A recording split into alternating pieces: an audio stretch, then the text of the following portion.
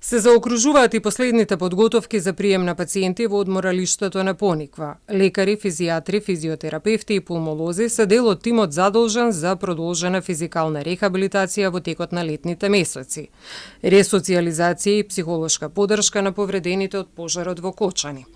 Секоја група на пациенти ќе ротира на 2 недели. Во првата група се повредените кои што веќе се на физикална терапија во Кочанската и Штипската болница, но има и пациенти со самоизолирана инхалаторна повреда. Во однос на тие пациенти кои што немаат можност во моментот да бидат на Пониква или кои што од одредени здравствени причини во моментот би сакале да ја обавуваат физикалната терапија во Кочанската болница, ќе се веќе адаптирана просторија за физикална медицина при одделот на хирургија, бидејќи од утре најавена реконструкција на Кочанската болница која што започнува токму од одделот за физикална медицина и рехабилитација. Во периодот од 20 мај заклучно со 11 јуни досега се евалуирани 167 пациенти. Во нашите болници се уште се хоспитализирани уште 5 пациенти, додека 5 се на лекување во странство.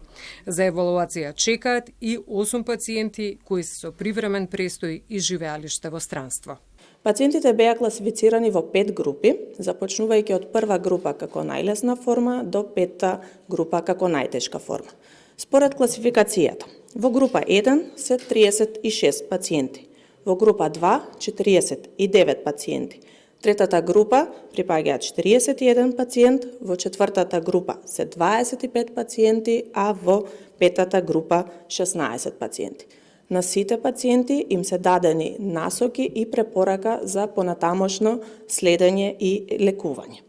Според проценките на лекарите, тие пациенти што се во четврта и пета група ќе им биде потребно продолжено лекување, а кај дел од нив и оперативен хируршки третман. Во лекувањето и третманот е потребен мултидисциплинарен пристап, смета Георгиева, и евалуација со цел превенција и рано препознавање на можните компликации.